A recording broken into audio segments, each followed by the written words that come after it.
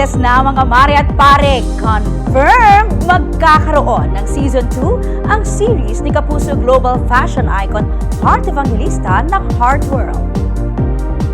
Chika ni Heart, excited na siya sa launch ng susunod na season dahil mas maraming adventure sa Fashion Week at sa kanyang personal life ang mapapanood ng fans. At ngayong nalalapit na ang big night ng Pinoy Big Brother Celebrity Collab Edition, ano kaya ang mensahe ni House Guest Heart sa natitirang housemates? I really wish them all the best.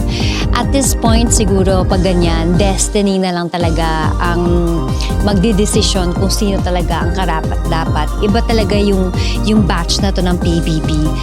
Iba yung talagang naging marka nila sa tao. So I'm very excited for them.